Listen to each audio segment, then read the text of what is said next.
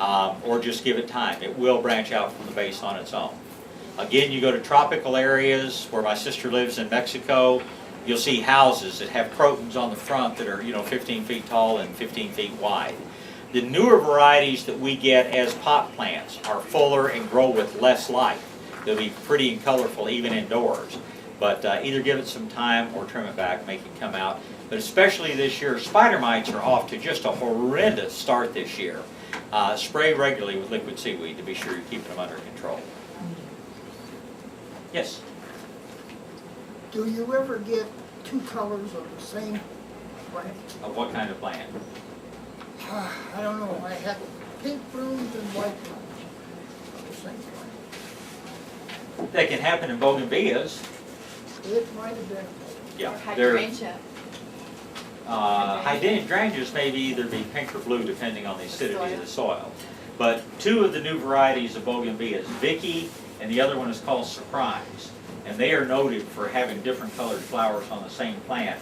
And sometimes you'll have one flower that's half pink and half white. Yeah. Sometimes you'll have a flower that just has big pink splotches in it. Yeah, that's a special variety of bougainvillea. Okay. And it's normal. Yeah, that was, unique to me. I didn't think that happened. Not on all plants, but on some of those bougainvilleas it definitely will. Other questions? Yes. If I got an ugly chain link fence, if I wanted to grow a vine on it, would you recommend the clock or the bleeding heart? If the vine can freeze back and not cause a problem, that'll cover the fence up in a hurry. If you want something evergreen, again, look at this star jasmine that's on the fence here. It will cover over, it won't be in bloom all the time, but it'll be nice green foliage when it's not in bloom. Other choice would be the Tangerine Beauty Cross Vine, Bignonia. It'll be an evergreen vine. Heavy flowers in the spring and occasional flowers through the summer. But if you don't care about it freezing back, that will be a showplace. That's my question too, for a fence that doesn't, that's way in the back of the house, it doesn't, the hose won't reach, that's the one that doesn't get as much water. Once it gets established, it doesn't need a lot of water. But you'll be carrying a bucket back there periodically. And then, you have a question about the orchid, right? Yes. Okay. I had this for about a year, hoping it would bloom again. I couldn't remember for sure if you cut it right underneath the last bloom or what. You don't cut it unless or until the spike turns crispy like that. Put that plant where it's a little brighter. The new leaves coming out, see how much they are and how they're not quite as stiff as the other. That one that you have your hand on. That tells me that plant would really like to have a little bit more light, and if it gets a little bit more light, it'll be much more likely to put on a new bloom spike. Looks like it could also stand to be repotted. Don't cut that off. That old bloom spike may branch and may put on flowers, but it'll probably do it at the same time that it puts up a new bloom spike from the base. Oh, it's not something on Now that's not going to do anything. Where it's turned brown, that's brown and crispy, and you might as well cut all of that off. That's just it. it. Oh, cut it all off? Cut it off, yeah, to right where you had your fingers there. But you're saying something else will It come out? they don't always do it, but many times that little bract, which is what you're pointing to right there, will put out a separate spike of flowers. Are you finished? I have a question about, I have a couple of posts out by the driveway, and there's cement about this, it's about that square, that large. And I would like to put a pot on top, but it's close to the street, and I know that, it could get Borrowed. stolen. Yes, borrowed. So, my husband is not thrilled with the idea of, my idea is to get a big pot, and then, drill some holes around the edge, and then where the center is, just do a cement, screw into it's a cement top. What can you tell me that would make him, he's thinking that when the water gets in, it'll get all the, the. Why don't you just glue it to the top thing of the will get post? rusty and, or he doesn't want to destroy the surface of the post in case later on we take the pot off. What would you suggest? If it were mine, I'd glue it to the top of the post. But then how would you, You'd get up on a ladder to plant it.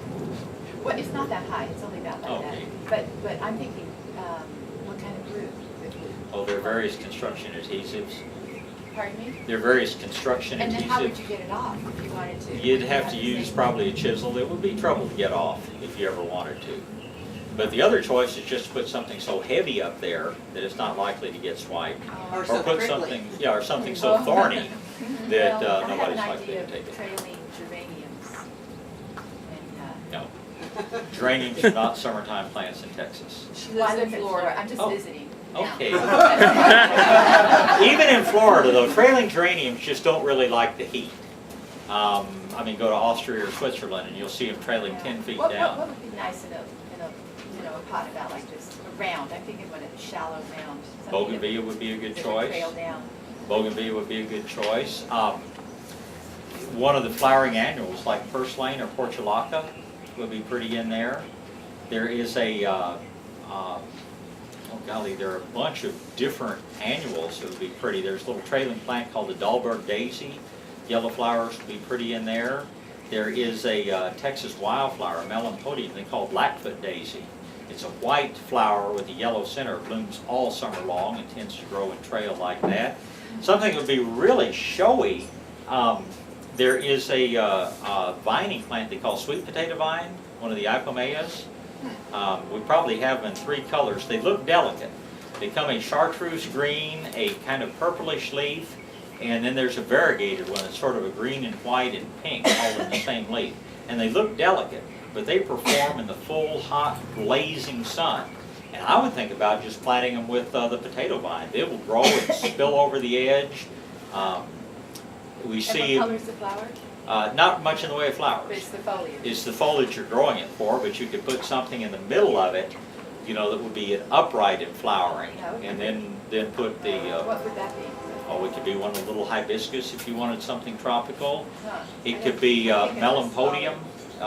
Million gold is a beautiful little yellow flowering I'm annual. thinking of something more red, pink, hot pink. Red, there are 2 or 3 different Magenta. salvias that would grow in there.